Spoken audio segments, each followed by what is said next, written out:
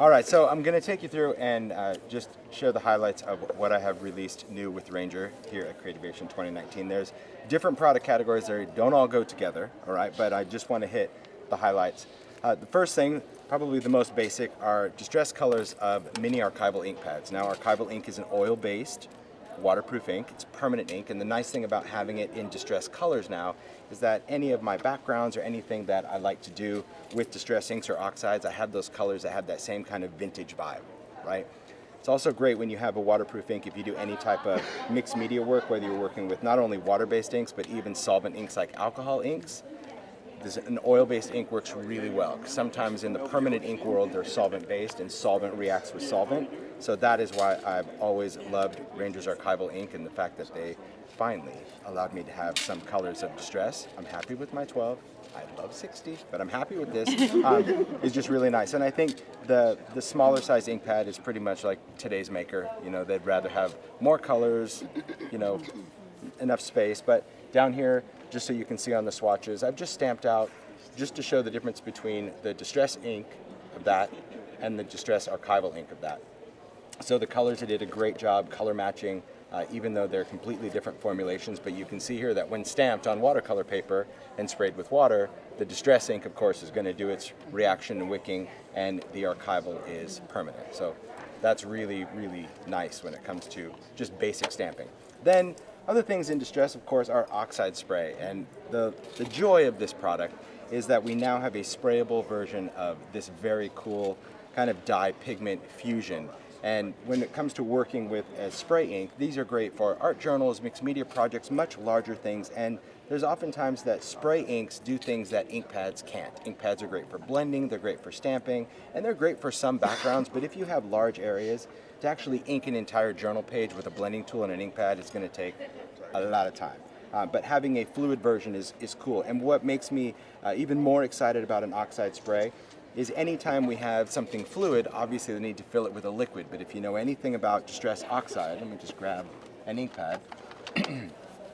This is a water reactive product, but it oxidizes when it gets wet. So it's well beyond just blending, it actually reacts. So when we wanted to spray, they couldn't just add water, because then all of the color would just oxidize right in the bottle and all you'd be spraying out is white. So it took them a while to figure that out, but I'm super happy with the formulation, and I'll get to demoing that as well. And then, of course, we have a lot of new things in the world of alcohol inks. We have a new product called Alcohol Pearl. And what the alcohol pearls are, they are a pearlescent alcohol ink, which means it is a dye that has a pearl colorant actually fused to the dye. When I say that, because if you're familiar with alcohol inks at all, we know that alcohol inks are translucent colors, and we have alcohol mixatives, which are those pigments that are designed to kind of separate from one another. When we use the inks in the mixative, they create those cool marbleized backgrounds. This is not a mixative. This is an actual colorant. So when you use it, that ink and that pearl is fused on the surface. So you have this beautiful sheen, this beautiful luster of product. Now, the great thing about alcohol pearls, they can be used with your regular alcohol ink. So they can be used on that background simultaneously, and they won't kind of separate against one another. So you can use them to create beautiful swirls of color if you wanted to have some pearlescence and then kind of some areas that are not pearlescent, and you could still use this with a mixative to achieve that same effect. So instead of an either or, you've pretty much given that maker a whole nother kind of ink to work with. Painters that want to add that little bit of highlight, people that are doing backgrounds that just want it to be a little bit more kind of, I don't know, it has a beautiful luster to it. That's the only way I can describe that color. So here you can see on these swatches, these are the alcohol pearls. So each one has its own color of pearl, and that's what makes it even more unique. Instead of just adding a white pearl, each color has its own color of pearl, and that's what makes that consistent layer. And what makes it also very innovative, I think, is whenever you add a pigment to a dye, you get this color swatch. These two samples right here, and if I'm not hitting what little light we have, you're welcome to pick this up and kind of get a better look. This one right here is alcohol ink with the pearl mixative. So you can see when the light hits this, that pearl mixative whites it out, because pigment dominates dye. So even though we've applied these in layers, as soon as it dries, that pigment is always going to rise to the top. So it really whites out the color. It's still beautiful, but it's pearl. The alcohol pearls, though, you can see, they don't do that. They just provide that consistent beautiful shimmer. So this is a really important thing. If your customers, I mean, I would recommend just doing that right away on one color, just to show people, like, because I mean, when I did Facebook Live, they're like, wait a minute, you have pearl mixative, I can just put pearl with my alcohol ink and get the same thing. It's like, I thought the same thing until I used it and realized that, you know, whatever they did to get that pearl, that shimmer to bond to the ink is really, really amazing. So those, of course, are the colors. Now we also have some new substrates, and I think that's always exciting when we have new products, that we have new surfaces to put them on. And in the alcohol ink world, you know, Yupo is one of those things that when we partnered with Yupo to create that synthetic plastic paper just in smaller card sizes, everyone in the card making world is like, what is that? And this has been around forever. And I think that is what inspired us to go on the search to find other things, because as makers, we just like other surfaces to work on. So we have 3 new paper surfaces in the alcohol ink cardstock. We have a black matte, we have a brushed silver, and we have a silver sparkle. And I really encourage you, I'll pass these around to kind of feel them. This black matte cardstock is wild. I'll start them over here. It's kind of like this is just a regular cardstock, but the black matte almost feels rubbery. You'll see when you feel it. It's a great matte for a card. It's very, very thick. You can use alcohol inks on it, but if you do, you have to work with the Snowcap mixative. You have to give that white foundation. And if you're here later today, I think Sharon will be painting with it, so it's pretty awesome. Check it out. She's back tomorrow. Absolutely very cool to work with the black cardstock. But these other two, what I love about this brushed silver and the silver sparkle is the brushed, well, it's kind of a little vintage. Usually with metallic cardstocks, we have that really high reflection of a foil card. This is just that brushed metallic. It almost looks a little pearl, but you can stamp on this, do your alcohol inks on it, and it's not going to permeate through that surface. Okay, you can stamp with your archivals, that sort of thing. This silver sparkle, very, very cool, because it is a very soft, very sparkly paper. And what's interesting, and I think I don't know what I do with, here we go. Here's some swatches. So I had a product called Deco Sheet a couple years ago, which is a sparkly vinyl, completely different than that. You can see that the particle size is much smaller. This was a sticky back vinyl. This is cardstock. So the nice thing about this is that when you ink it, you get unbelievable sparkly color. So the alcohol inks react just like they do on any other slick paper, but we still get all of that movement. It's an embossable cardstock, so when you emboss it, it doesn't crack, it doesn't break. It really maintains its integrity as that sparkly paper. It's just a really, really nice substrate when we're working with alcohol inks. And I think the papers are super, super unique. Now, in addition to papers, of course, we follow the art world very, very closely. And as much as people love Yupo and they do beautiful paintings and things on it, we found a lot of people, when they create art, don't know what to do with it after that. They're trying to figure out how to mat it, how to frame it. And when we were at the art show, we met a vendor called Masterpiece who does a lot of canvas boards and art boards for the art world. And he had this substrate and brought it over to me. And he's like, I have this stuff that I don't know what to do with it because you don't really paint on it because it's kind of a vinyl-y thing, but these alcohol inks you have I think might work. So just like we do with Yupo, we partnered with Masterpiece to bring this hardcore art panel. And what this hardcore is, it's an actual wood, it's a wood core, it's an MDF wood that is laminated with this vinyl. So the vinyl's not peelable, right? It doesn't peel off. It is fused to the board on both sides. And as you can see here, you can do all of your painting, all of your mixed media on this board. And then you have art. You can pop it in a frame if you want, or it could just be finished art. And it is laminated on both sides, so if you were a painter, you could work on both sides if you want. But all of the mediums work on this. I won't say that it's exactly like Yupo, because I don't believe there's anything like Yupo other than Yupo. But because it is kind of that vinyl-y surface, it has a slight texture, so you can see that kind of little bit of, almost a little orange peel texture. But you can do your alcohol lift ink on that, you can stamp with your archival inks on that, you can do your blending solution. All of those inks really blend well to the surface. It doesn't go underneath the vinyl. So I think a lot of artists are going to really enjoy these panels. Now these panels are sold in mini packs, little 4x4 panels, also 5x7 panels, and then multi-packs of squares and rectangles. So they're just cool. So I have this out, you can like take it, click it, bite it, I don't know, whatever you're gonna do, but yeah, it's very cool. It's wood, yeah, and I tell people that like it's wood because of course as makers, we're like, ooh, we're going to die cut that into other shape. No. You are not going to. You may think you want to because we have a lot of paper-based board. This is wood.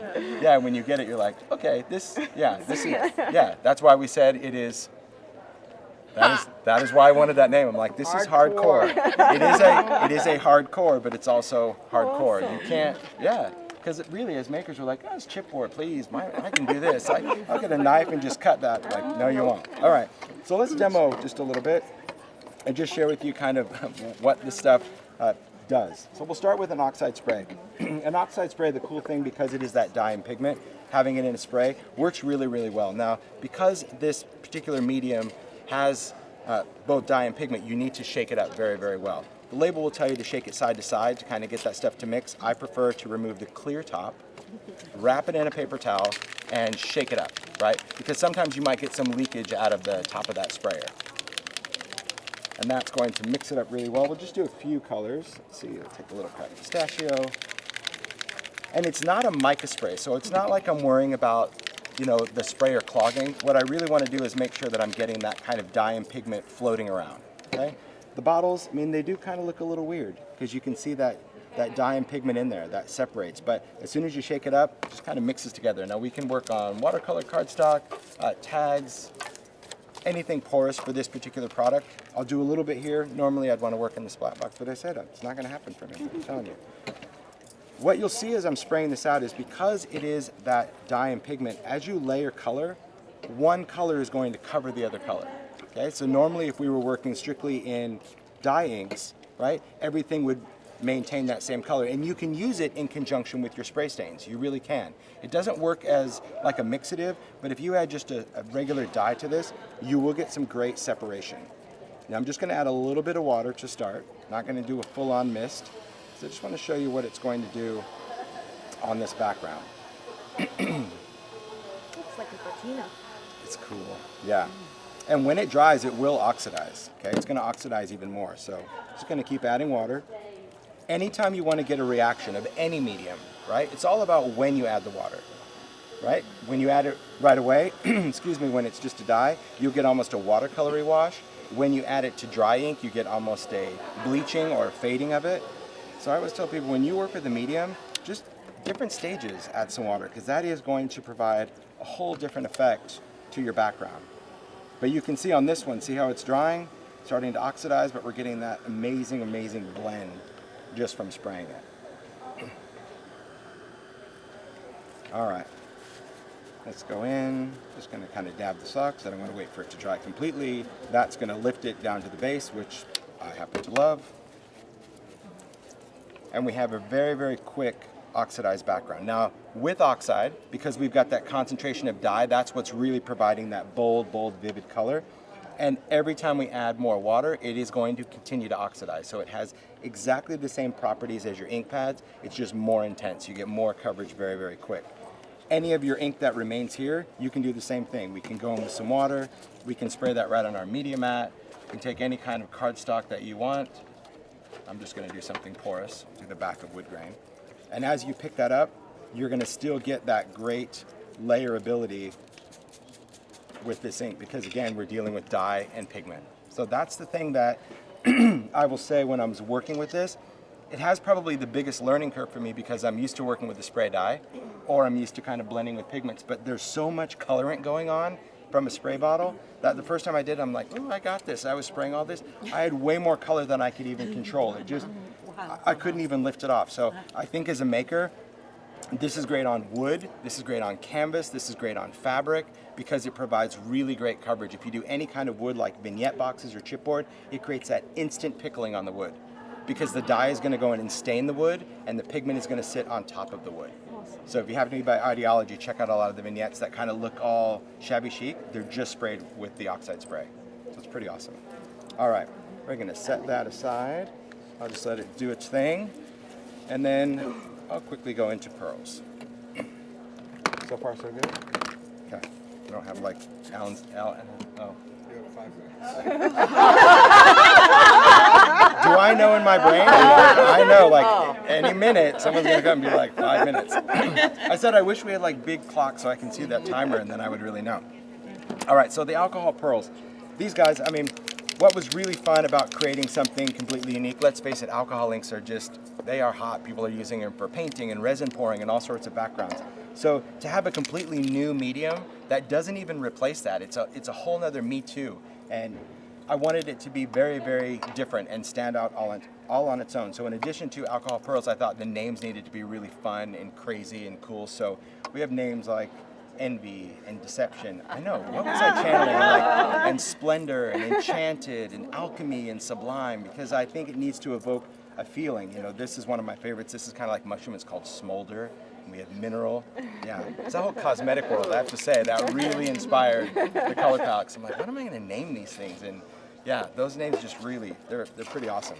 So just to show you, and sadly the lighting is probably not going to pick it up as well, so I will be demoing today. You can come by and see it. But just seeing that ink go onto a surface, whether we put this on straight or whether we use our ink tool, you're going to see this pearl just kind of almost bubble or sizzle onto the surface. Okay? Yeah, you see a little bit. It's way better when we actually have lights turned on. What paper is it that you're using? This one is Yupo, but you can still use it on alcohol ink cardstock. You can still use it. See, they heard me. They turned it on. Perfect timing. Yeah, you can really work on any substrate, but I will tell you in the world of alcohol ink that alcohol ink cardstock glossy paper is probably my least used now, simply because although it's beautiful, you don't get any do-overs. Right? Anything synthetic like this hardcore panel or Yupo, you can keep playing and playing and playing, and it will replace one another.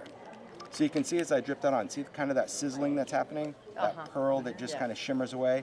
That's really unique about this product, because that pearl, as you can see, it is not pushing to the side like a mixative. It's just staying on to the top of that.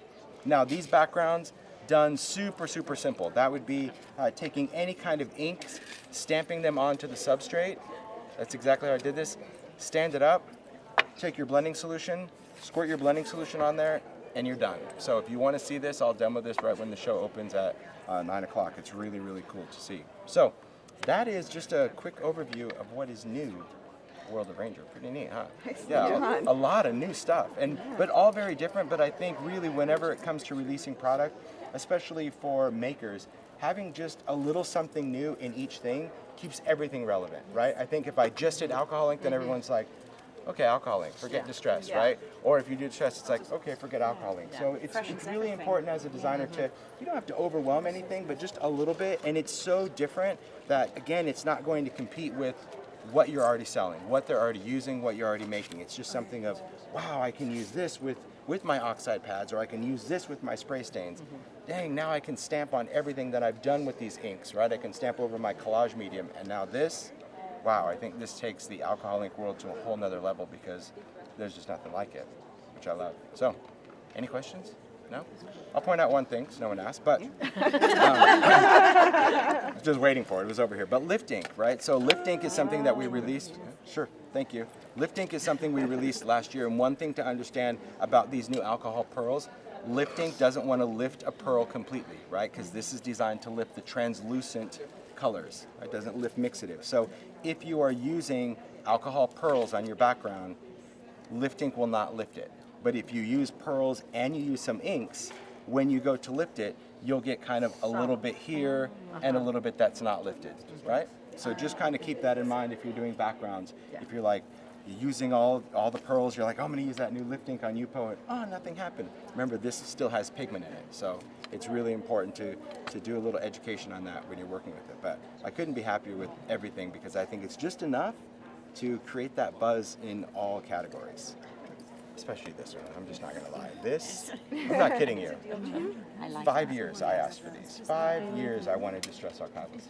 That's what I wanted. I'm like, I just need vintage colors to stamp with. That's what I like. Because I think a lot of times if you try to do a bright color on a dirty background, that color just completely gets wiped away. So really, really happy. So, where are you guys off to next? Did they tell you which way to rotate?